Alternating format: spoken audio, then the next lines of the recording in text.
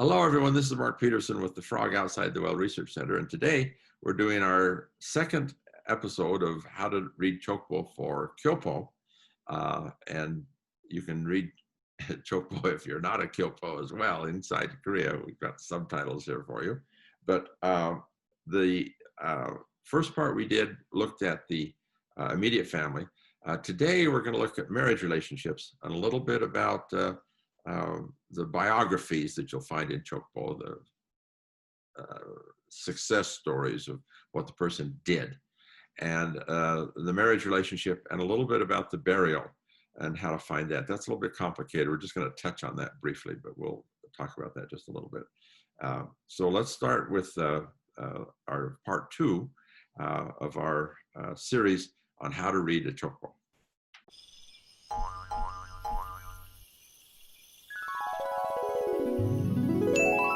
And then you've got a circle and you got a transition.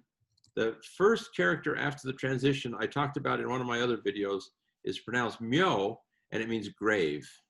And so here we've got information about where your great-grandfather is buried. Yes. And so at that point, I started losing. I couldn't read what came next. Or That's right. And you don't need that per se. You can go back and dig it out later on. It's not too hard, but it's a lot harder than the birth and death stuff that we've been working on that you've already figured out. But let me just read it for you. It says, Yangju Gun. So you got myo, then blank, blank, gun. That gun character is county. Okay. And the formula for, as you go on, for burials, it'll often say something, something, gun, which is the county. And there are only 250 counties in traditional Korea, so this is a knowable kind of a thing. So he was buried in Yangju-gun. Yangju-gun, by the way, is just outside of Seoul. Okay. And then it says what's that?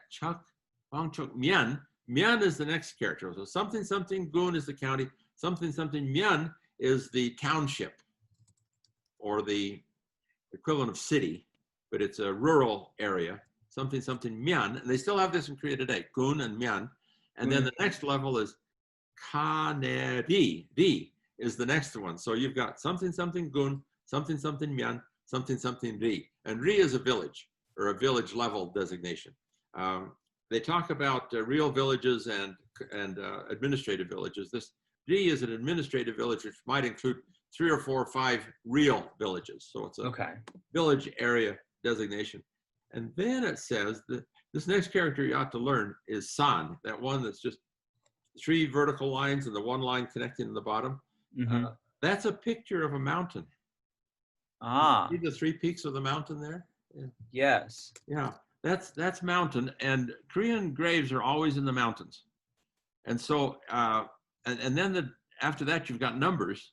And so if you were to go to Yangju-gun and look up Gwangchuk Myeon and look up Kaneri on the mountain area designated with the address of 67, you can find his grave site there. Wow. Yeah, this is doable, but this is more doable if you're going to go to Korea and you really want to, especially if you're a Confucian and you want to go make offerings to your great-grandfather. You could actually find it and go do it if you wanted to. It's easier to ask your great-uncle or someone else that lives in Korea where it is. And they'll tell you where it is. It's easier to find it that way. But here, that's findable. Okay, then the next thing it says, this next 6-7 lines talk about his accomplishments. Okay. And I noticed it's a mix of Chinese and Korean characters. Yes. That's because this document was written at a time where Hangul is being revived. And Hangul, you know, Hangul's the Korean alphabet, right?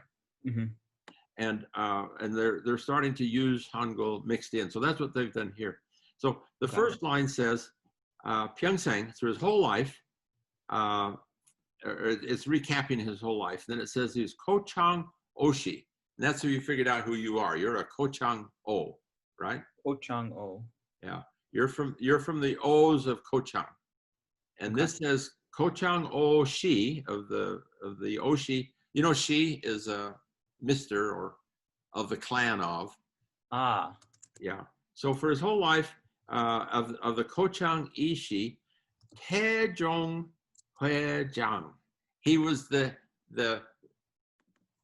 chairman of the board. He was the president of the family association. Oh, president of the family. Oh, okay. Yeah, that's what I that's. found the president characters, and I'm like, what on earth? Yeah. What was he the president of? It says he's the president of the family association. And then it says, let me do this part really quickly. It says, as such, he rebuilt lineage halls and monuments dedicated to the family in this place, that place, and the other place. Ah. So he did a lot of, and this is common in Korea in the 70s and 80s, where Korea starts to get some money. In the 50s and 60s, Korea was just dirt poor. I mean, just really, really poor after the war. But in the 70s and 80s and 90s, they start to make some money. And some of these families said, you know, the old lineage hall in the old lineage village, or these monuments we built to the ancestors are kind of run down. Let's gussy them up. And people had a little bit of extra money, and they'd get the whole family to donate $10, $100, $1,000, and they'd go and rebuild and make some of these, reconstruct some of these halls. And that's what your great-grandfather did. Ah. So he was loyal to the family. Wonderful. Which brings us over to the circle just close to the 741, where you've got wife. You've written wife. And you've written in before what he did. You're right. You got that exactly right. And wife, that character, you've circled it as joined in marriage. Joined in That's marriage. really good translation. Okay. It's pronounced be. Be. And in modern Korean, you call it a peuja, is spouse. Your peuja is spouse. It's a neuter term, could go either husband or wife, like spouse. Okay. And it says that she was a choksan ishi. Choksan. Choksan is the pongwan. I haven't talked about pongwan. The kochang for you is the pongwan. That is to say, there are lots of different O's, but they have different pongwan. And pongwan is where they came from. Pongwan. Yeah, pongwan. So your people came from Kochang originally. And your great-grandmother's people were the E family from Choksan. Choksan, yeah. And then it says her name, and I think you've divided this off wrong. You put E and together, but it should go E Jan. Her name was Jan. Her family name was Lee, and her given name was Jan. And then, yeah. Then the next character is the character for father. It goes, you know, 2 lines up here and 2 lines across. Yeah. That's father. And then the next 2 characters are her father's name. Okay, so the father's name comes after the father character? Yeah. And that's standard format. Yeah, that's the way they do it.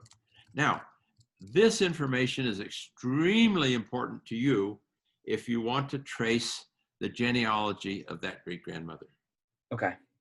And here is where a lot of Koreans fall short, because they look at their Jokbo, Kochang Oshi, it's all right there up the lines, and they trace that line up, and they say, I figured out all my genealogy, but they've ignored all the women. Yeah. They've ignored all the grandmothers.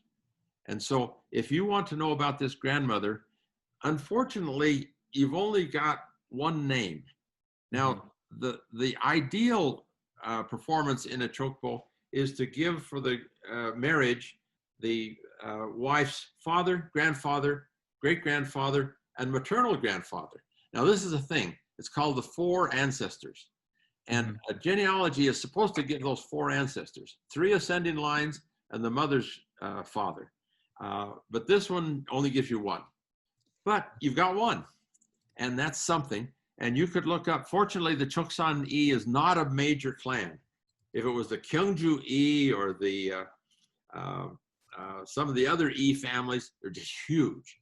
But Choksan is fairly small. So you could actually get into the Choksan genealogy and start looking through this time frame, that is the born in the early 20th century and late 19th century. Look through that time frame. Oh, go back 1 generation because you're looking for the father, and look for a man named Jong-hong. Jong-hong is his name. And you might find him. So that's a whole new ballgame.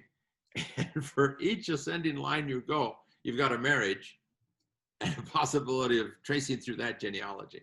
Yeah. But If I can go hunt down that family, Jokbo. Yeah. Now, the Korean genealogy is based on the male line. Mm-hmm. So do the female lines a whole new ballgame. But it's a doable. And it says she was born when? Is that April 1st, 1908? That looks about right. Well, not April 1st, 4th month, first day. Yeah. Yeah. Of 1908 would be correct, because the mu character is always an 8. So and she would have been born a year or two within the same birth date as her husband. Mm-hmm. And we know he was born in 1909. So she was a year older. Okay. It turns out, if you're interested, that marriage patterns are very much like ours. That is, where the husband tends to be same age or a year or two older than the wife. Mm-hmm. But in our country as well, sometimes the wife is a year older, or sometimes 2 or 3 years older. But that's a little bit unusual, but it's doable. Korea has almost exactly the same dynamics of marriage relationship between husband and wife. Interesting. Usually younger, but a year older is within the ballpark.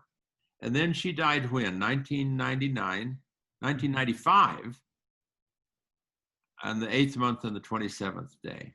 Mm-hmm. And then the last 3 characters you got there, you got another circle. You figured out every time you have a circle, it's like a paragraph. It's a change of concept. And after that circle, that means that she was buried in the same place. Is that right?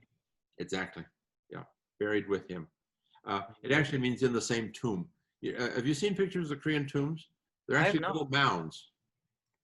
They're actually little mounds, and sometimes you'll have a character that says twin mounds, so the 2 right together, and other times it'll say same mound, so she's buried in the same mound that he's buried in. Got it. So yeah, you've got that. Bingo. Braden, you're a bright kid. Thank you. You've done a lot of real work on this, and you're an inspiration to a lot of young Korean Americans, and frankly to a lot of young Koreans. I'm going to put this video out with dual subtitles, and we can challenge our young Koreans to get into genealogy. If an American kid can do it, then a Korean kid ought to be able to do it, don't you think? That'd be great. They could probably read a few more of those characters than I could. Maybe not. You'd be surprised at how few Chinese characters the younger Korean generation can read. Yeah, it's really surprising. Years ago, when I was first in Korea, Chinese characters were all over the place. It was considered high class, and everybody had to learn Chinese. Newspapers were loaded with Chinese. But gradually over the years, they've dropped the Chinese, and now Korea is almost pure Hangul without much Chinese. Yeah. Interesting. Hey, let's end this broadcast right here, and then let's come back in a while and do the tracing the genealogy upward, and look at some more of your questions. Okay. Thank you. Okay. I'm going to end this one, and we'll see you all later.